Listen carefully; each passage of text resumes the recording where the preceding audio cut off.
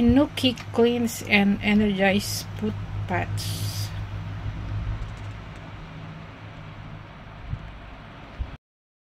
Hello guys! Welcome to my channel. So for this video ay mag-product review tayo guys. So familiar na ba kayo guys sa Kinuki Foot Pads? So hindi rin ako familiar dito guys. So nung umuwi ako sa Pilipinas ay ipinakita sa akin ng asawa ko at nag-order siya through Shopee. So nag-order nga siya guys. So nag-share kami. So kumuha ko ng dalawang pack. So, ang isang pack guys ay 10 pads. So, i-try natin guys. Ang Kinuki nga pala guys ay meron siyang nakalagay dito na Cleanse and Energize Your Body. So, Cleanse and Energize Foot Pads. Ito guys. So, meron siyang 10 pads ang isang pack. So, ang sabi dito ay dispel toxin and maintain beauty. Relax muscles and tendons and eliminate internal moisture. Replenish vital essence and strengthening the kidney. Shape the beautify body.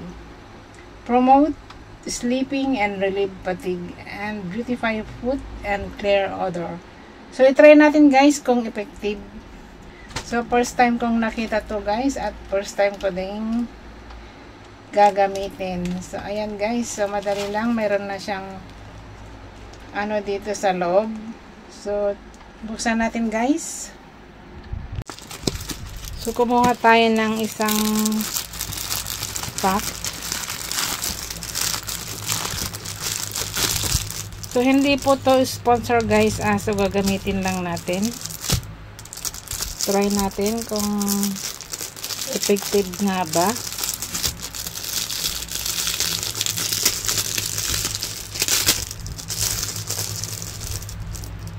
So, gagamitin lang to guys pag gabi. So, mayroon siyang patch at mayroon din siyang ito ganito. So, buksan lang natin and then idikit natin dito sa patch and then ilagay natin sa ating paa.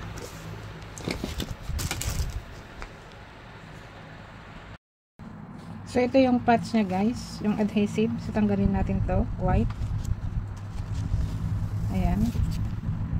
Then, saka natin ilagay yung ito. So, iserok din natin. So, kahit alin dyan guys, okay lang. Ayan. So, dalawa to. Ganyan. So, pag ganito ang paglagay, pwede rin ganito, pwede rin ganyan. So, ganito na lang. Ayan. Then, saka natin ilagay sa ating foot. So, model na natin yung ating foot. So, ito guys, ilalagay lang natin dito. Ayan. So, tanggalin din natin yung natirang papel dito sa kabila. Para dumikit. Ayan. Ayan guys. Ang ating foot. So, ganyan lang guys. So, magkabilaan ang paglagay guys.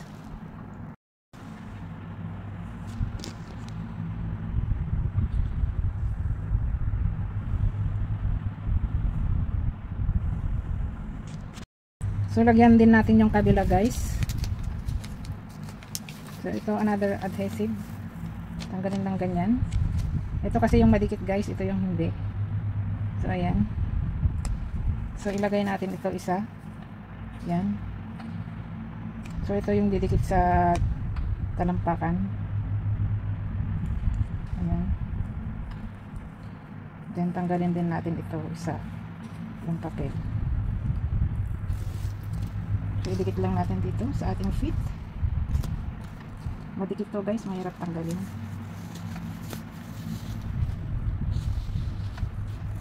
Ayan, ganyan lang siya guys. Ayan, so dalawa na yan guys. So ganyan guys ang paglagay natin. So sabi nila pag umaga daw, so tanggalin natin, magiging black na daw to. So tingnan natin bukas guys. So ayan, ganyan ang kinalabasan guys. Ayan. So never mind the foot guys. Hindi kagandahan yung ating paa. So ayan. So, tignan natin bukas guys kung ano ang kinalabasan ng ating foot patch. So, see you later guys. Sabi nga pala dito guys ay only by one night. Black and oily toxin. So, yan guys. After ng paglagay ko ng foot patch, inaantok na ako. So, matulog muna ako guys. See you tomorrow. So, i-check na natin guys yung ating patch. Umaga na. So, i-remove natin. So, ayan. Meron na siyang black.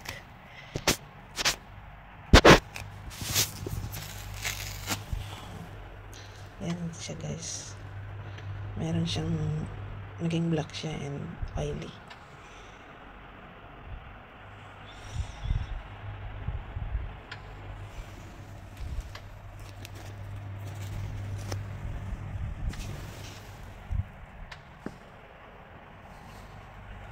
So, ayan.